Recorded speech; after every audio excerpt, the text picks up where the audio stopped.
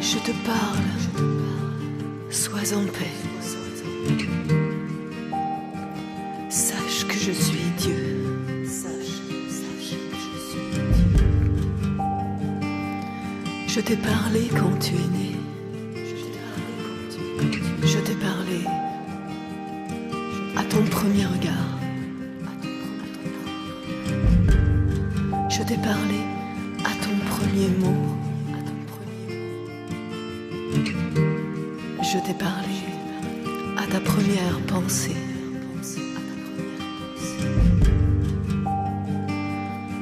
Je t'ai parlé à ton premier amour. Je t'ai parlé à ton premier chant.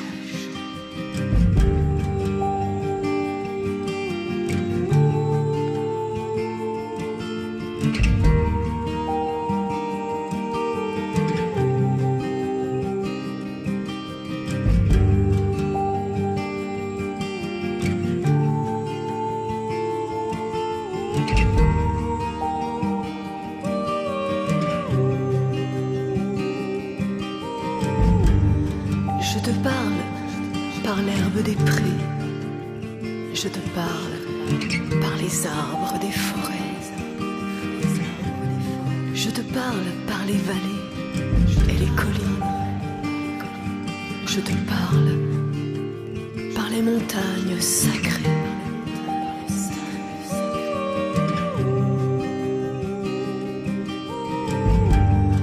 Je te parle par la pluie et la neige. Je te parle par les vagues de la mer.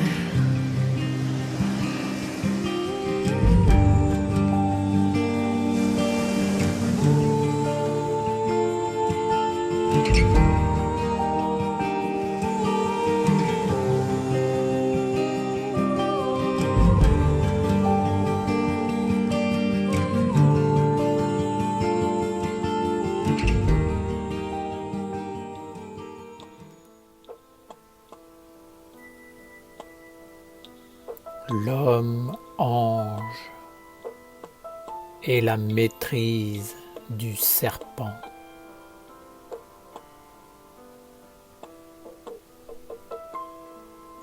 Il y a dans l'homme une force qui le pousse non seulement à vivre sur la terre, mais également à s'élever au-dessus de l'ordinaire pour devenir un être supérieur.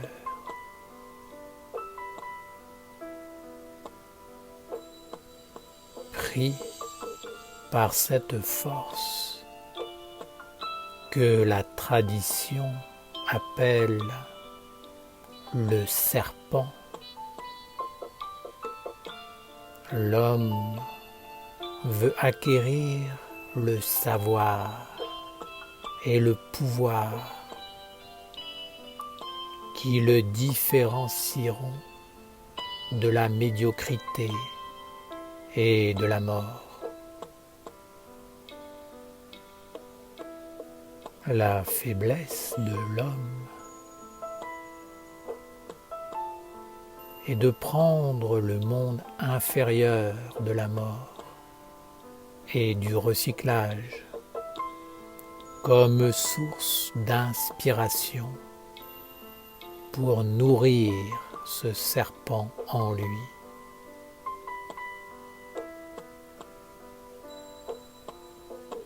Habité par la force du serpent,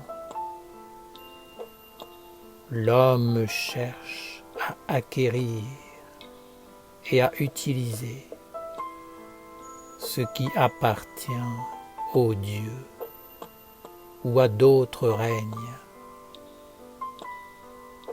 pour des buts qui ne sont pas conformes à la volonté des dieux ou de ces règnes. La force du serpent peut être positive ou négative en fonction de son orientation. Si l'homme veut devenir un homme, il sera enfermé dans un monde de recyclage. Seul celui qui chemine dans l'éveil et la volonté de devenir un homme ange pourra entamer un vrai dialogue et une vraie relation avec les mondes supérieurs et les règnes de la nature vivante. Pour les autres, même s'ils ont une sensibilité spirituelle ou religieuse, ils ne pourront jamais dépasser la sphère emprisonnante du monde de l'homme.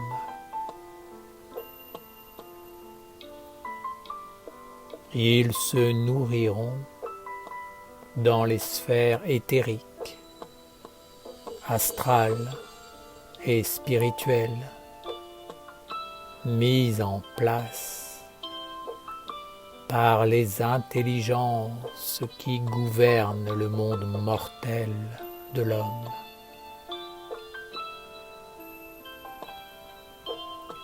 Ils utiliseront un grand nombre de méthodes, de chemins,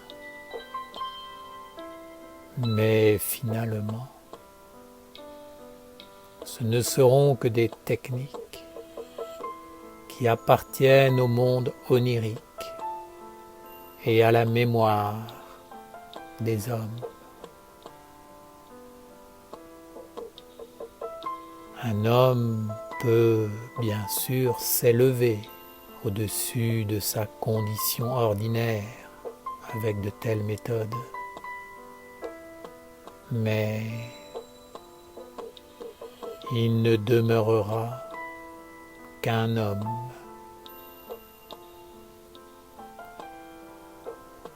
Peut-être deviendra-t-il un homme extraordinaire, mais il sera toujours un homme enfermé dans le monde de l'homme.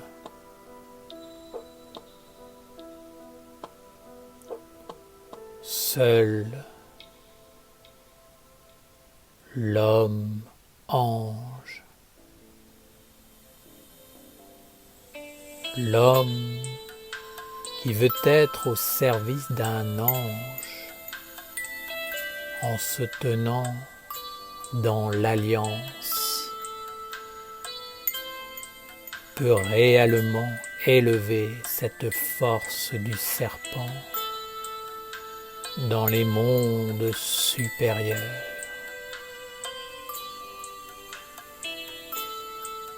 Quand je parle d'être au service d'un ange, je ne dis pas que l'homme doit se prosterner et obéir sans réflexion, sans force, sans maîtrise, en abdiquant ce qu'il est. Non. Les mondes supérieurs n'aiment pas l'homme servile. Ils apprécient celui qui se tient debout dans son rayon, maîtrisant la force du serpent en lui et la conduisant dans la sagesse impersonnelle par le service à l'universel.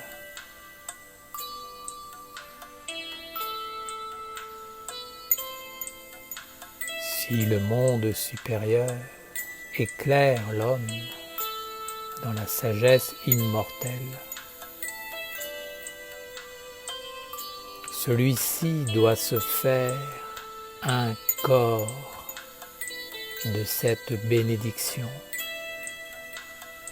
jusqu'à vivre avec elle. Un homme ange aime la sagesse impersonnelle, immortelle, et c'est naturellement qu'il se met à son service pour être une bénédiction de lumière sur la terre.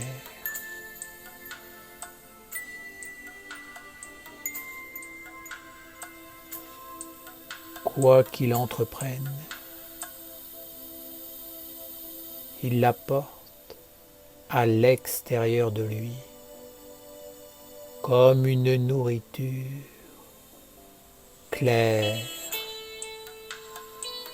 et limpide, tout simplement parce qu'il a la vision des anges et qu'il n'est que le corps, l'instrument de cette vision. Alors,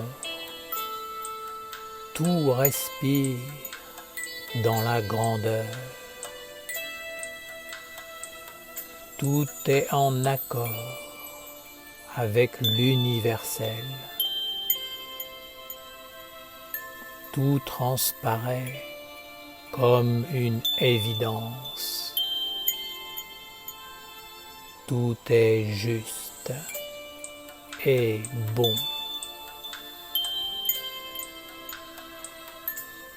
Celui qui vit pour le monde de l'homme essaiera d'être à la hauteur, de s'accorder sur le bon diapason.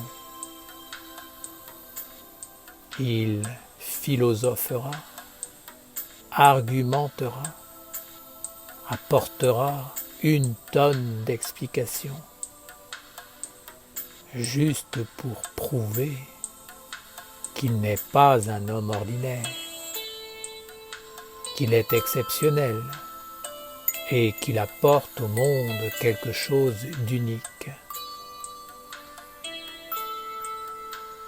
Oui, peut-être est-ce unique, mais cela ne dépasse pas la frontière de la mort, du recyclage et du monde de l'homme. Si un tel homme cherche la dignité, il la voudra uniquement pour lui, pour l'homme. Il ne verra pas que la dignité est avant tout un ange impersonnel, envoyé par Dieu pour tous les êtres.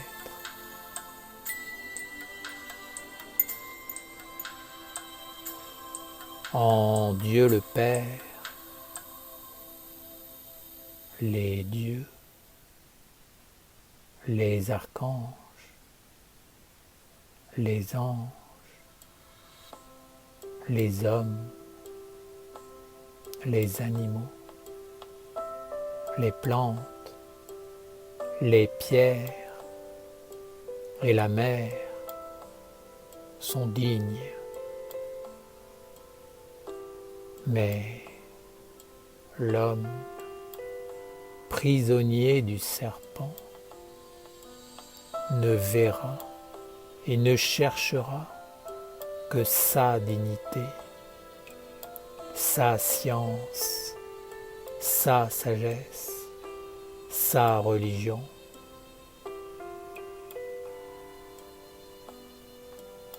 Il ne considérera tout cela que comme un moyen de se sortir de la médiocrité pour s'élever dans des sphères supérieures. Ainsi, le but d'un tel homme n'est pas la communion universelle avec l'ange de la dignité, mais uniquement de paraître digne,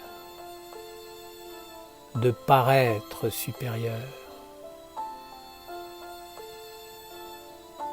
Nous,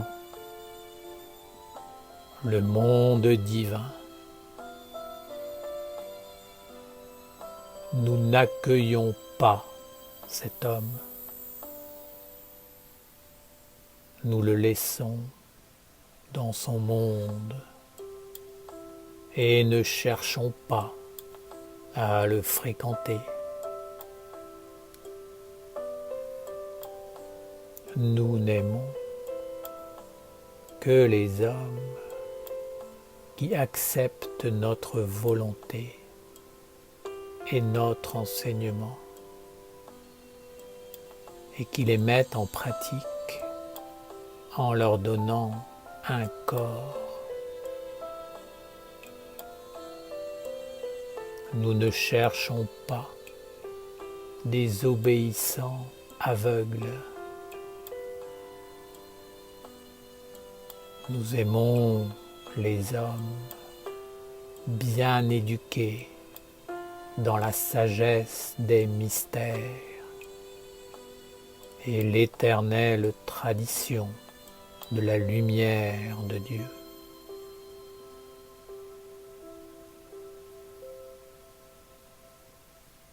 Nous aimons l'homme qui pense en lumière, qui comprend et maîtrise suffisamment les énergies de son corps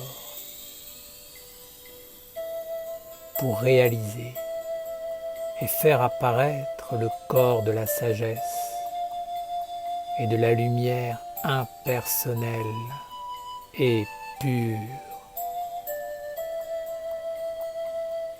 Par son corps, l'homme-ange doit être capable de créer un autre corps pour finalement enfanter le corps suprême,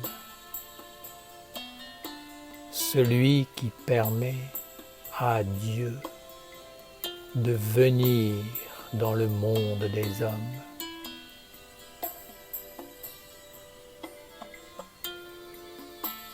Père Michael,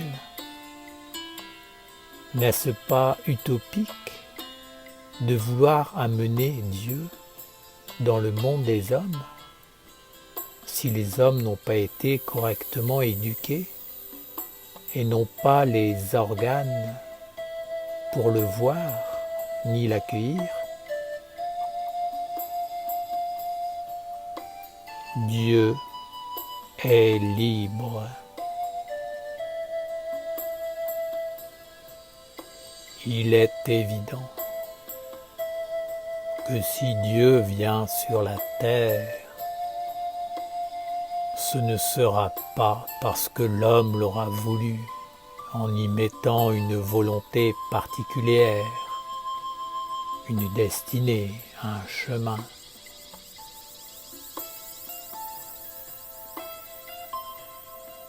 Dieu décide et fait ce qu'il veut. Il vient parmi les hommes pour leur transmettre un message une vie, une vision qu'il a lui-même définie. Alors il constitue un peuple qui a pour fonction de porter la lumière. La lumière n'est pas un homme, ni un animal, ni un végétal, ni un minéral. Elle est une intelligence supérieure, sage, qui éclaire, nourrit, vivifie tous les êtres qui s'approchent d'elle. Alors, ces êtres qui ont reçu la bénédiction de la lumière vivante ne veulent plus demeurer comme ils sont, mais ils aspirent à se transformer et à marcher vers la lumière pour vivre avec elle, pour se faire un corps en devenant son corps. C'est ainsi que la lumière s'incorpore et grandit en incorporant les corps à son corps. Donner un corps à Dieu est le sommet de l'évolution de l'homme sur la terre. Seul un homme ange peut accomplir une telle merveille. Ce n'est pas comme ces hommes qui disent éclairer le monde, mais qui ne transmettent pas l'esprit de vie universel, qui conduit les autres à changer radicalement leur destinée pour marcher vers l'immortalité.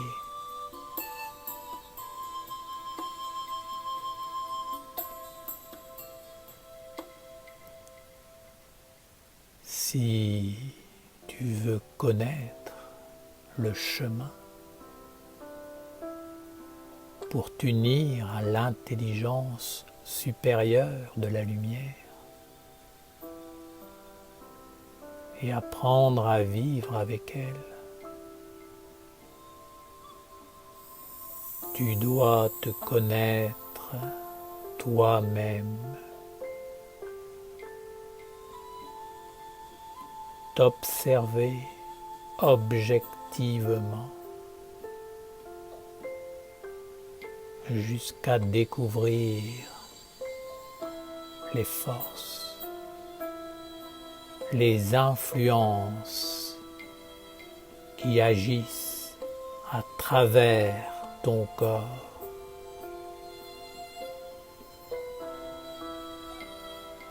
Ensuite, tu dois organiser ta vie et t'associer pour devenir plus fort et faire un nettoyage afin d'ouvrir des espaces pour que la divinité vivante, impersonnelle et pure puisse éclairer ta vie de plus en plus et ainsi reconstruire ton corps et ta destinée. Cette destinée doit être plus grande que que la seule vie limitée de l'homme mortel. Sinon, tu es sous l'emprise du serpent qui conduit vers le néant.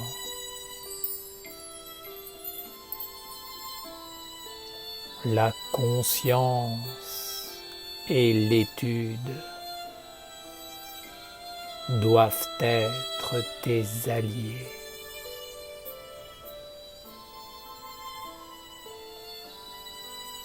La sagesse et l'enseignement de Dieu doivent être ton chemin. Alors, l'abondance qui t'entourera devra être partage et bénédiction pour la lumière des anges. Dans cette attitude, tu sauras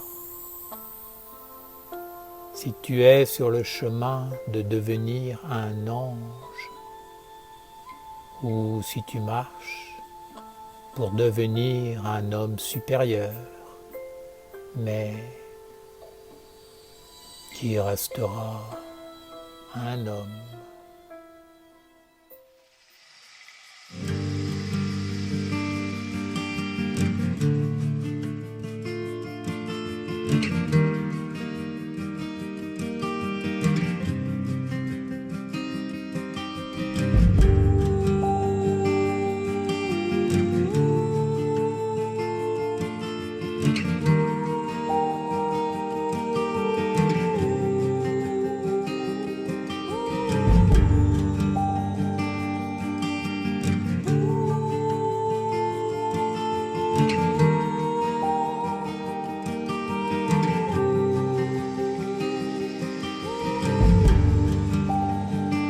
Je te parle, sois en paix.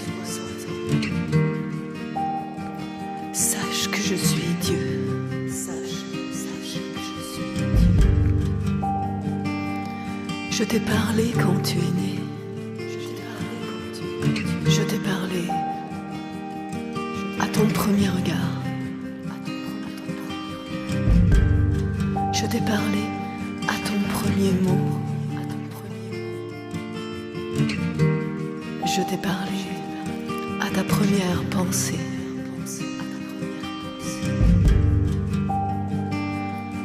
Je t'ai parlé à ton premier amour.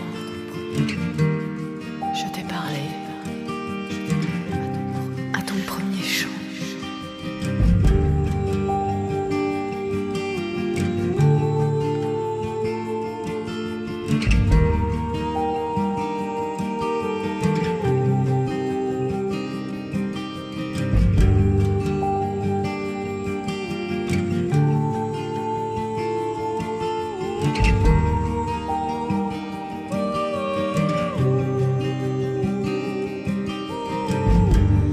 Je te parle par l'herbe des prés.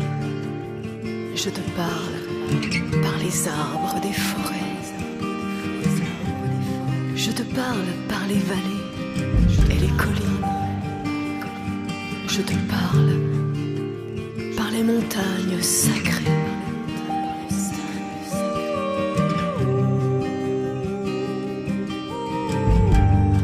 Je te parle par la pluie et la neige. Je te parle par les vagues de la mer.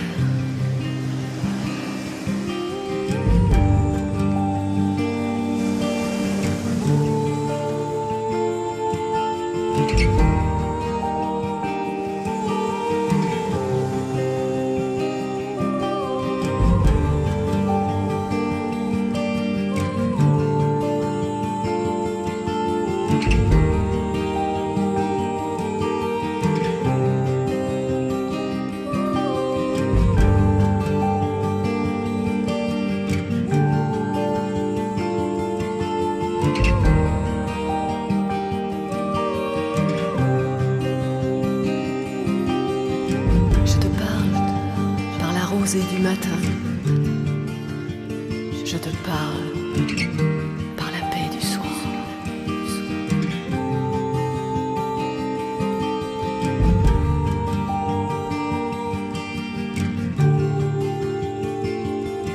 Je te parle par la splendeur du soleil. Je te parle par les étoiles brillantes. Je te parle par l'orage et les nuages. Je te parle par le tonnerre et la foudre. Je te parle par le mystérieux arc-en-ciel.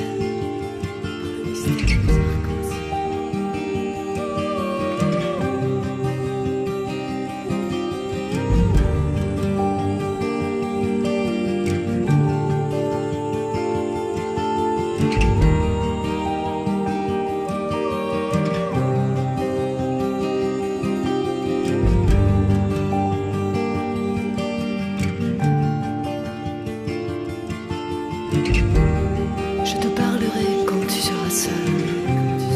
Je te parlerai par la sagesse des anciens. Je te parlerai à la fin des temps. Je te parlerai quand tu auras vu mes anges. Je te parlerai tout au long de l'éternité.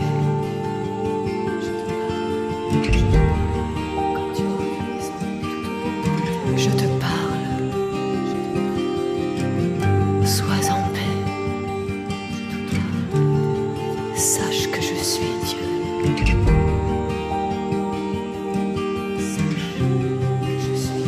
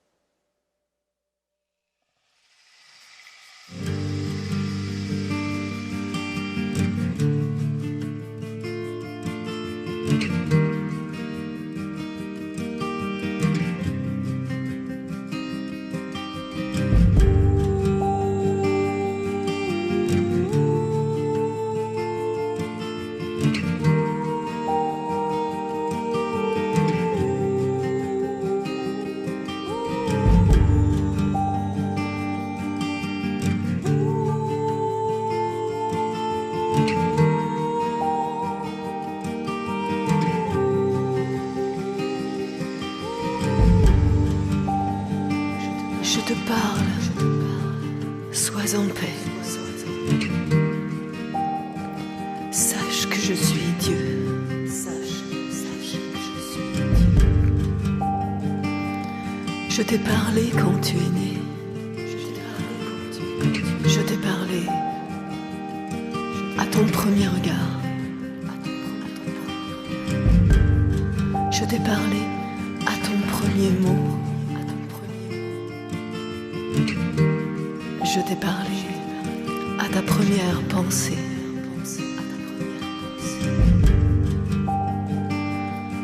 Je t'ai parlé à ton premier amour. Je t'ai parlé à ton premier chant.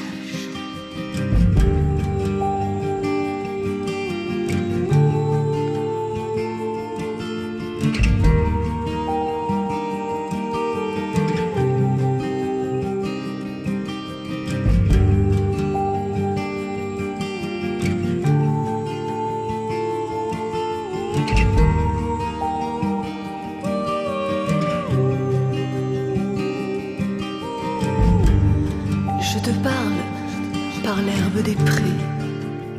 Je te parle par les arbres des forêts.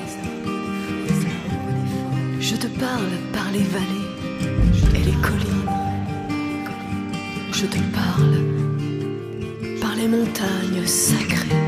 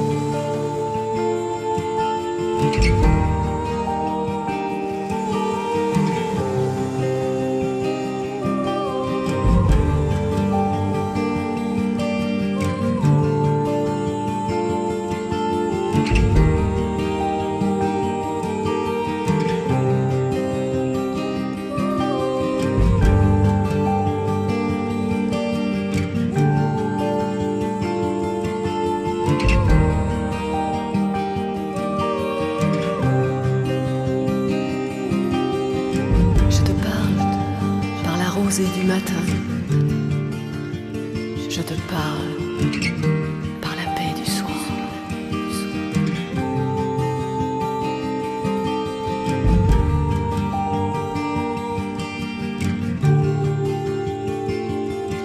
Je te parle par la splendeur du soleil.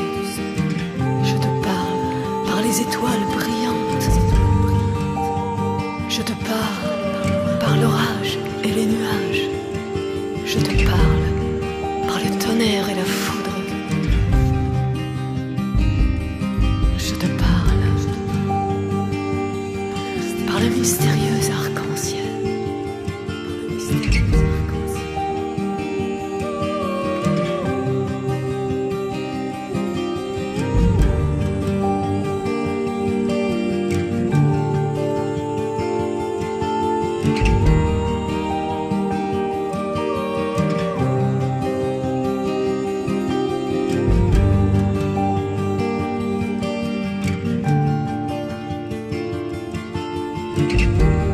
Je te parlerai quand tu seras seul.